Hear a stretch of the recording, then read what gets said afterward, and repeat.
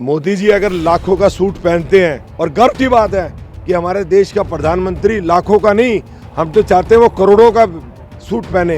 एक 2 रुपए की चप्पल, 6 रुपए की पैंट, 12 रुपए का कमीज, 2 रुपए का पेन लगाकर मोदी जी ठगते तो नहीं है। तो आप अपनी ईमानदारी कैसे साबित करेंगे कि आप ईमानदार हैं और आप जनता आप पर विश्वास जताए, आप पर भरोसा करे? ऐसा है, आपने बहुत अच्छा सवाल किया और मैं बड़ा खुश हूँ। मैं राजनीति में कोई 2.5 दिन पहले नहीं आया।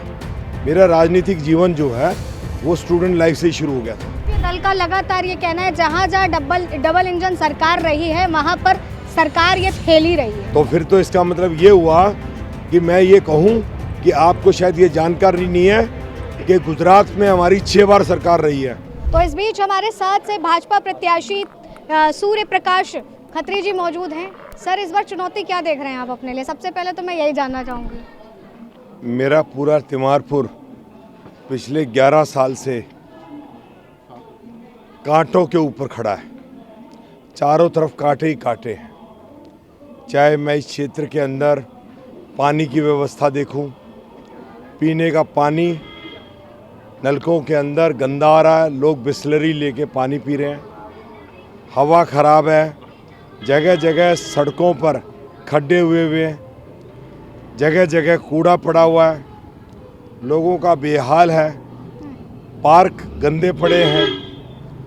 और आज सिचुएशन ये है कि मुझे तो ऐसा लगता है कि कहीं ऐसा ना हो 5 अगले साल मुझे समस्याएं सुनने में ही मेरा टाइम निकल जाए।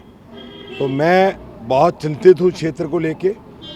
और मेरा सबसे बड़ी जो दिक्कत है इस क्षेत्र में, यहाँ पर जितने भी आज तक विधायक बने उनमें ना ईमानदारी थी, ना वो मेहनती थे, ना उनके पास कोई काम करने का विजन था।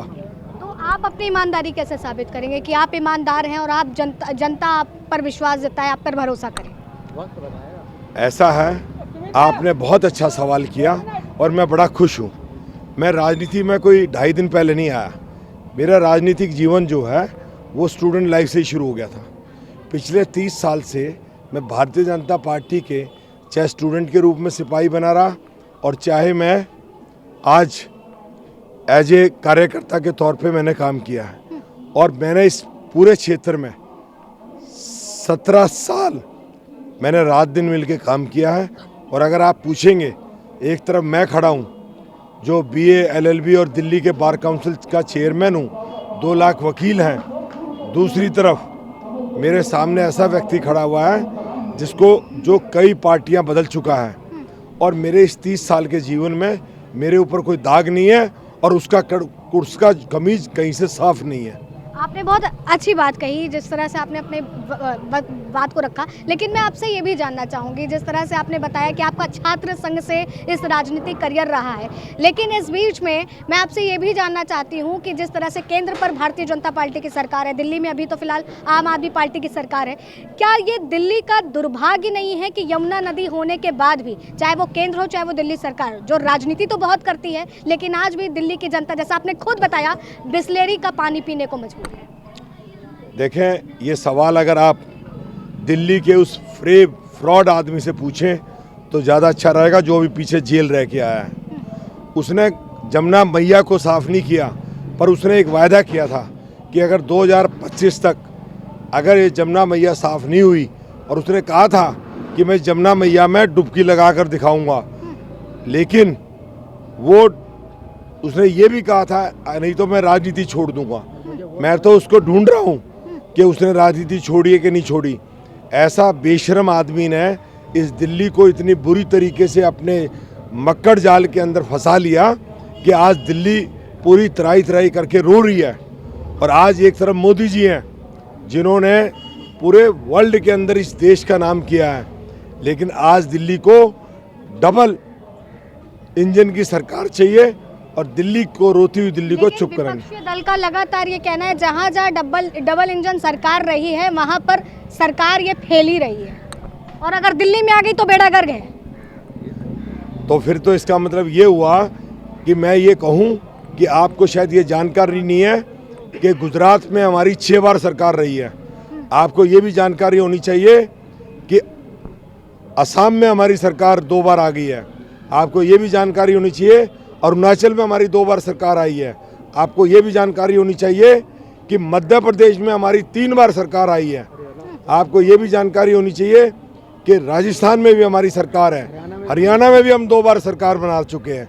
तो मुझे लगता है कि आपका ये जो सवाल है ये अपने आप में एक उलझी हुई गुंजल है। हमारा सवाल तो विपक्ष जो बोलता है हम उसी पे करते हैं, लेकिन आपसे ये भी जानना चाहेंगे, जब मुद्दों की बात आती है, तमाम योजनाओं की बात आती है, अब सवाल ये उठ रहे हैं कि अरविंद केजरीवाल जिस तरह से योजनाएं लेकर के आते हैं वही अब भारतीय जनता पार्टी ने अपने संकल्प पत्र में निकाल दिया है। लाडली योजना से लेकर के तमाम चीज़ें, आखिर मुद्दों पर कब बात करेंगे योजना जब निकाल रहे हैं?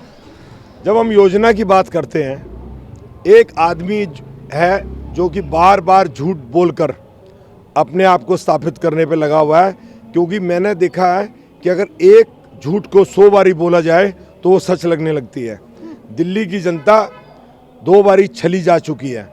आज एक तरफ वो केजरीवाल है, दूसरी तरफ हमारे मोदी जी हैं। वो जो कहता है उसको करता नहीं है और मोदी जी जो कहते हैं वो करते हैं।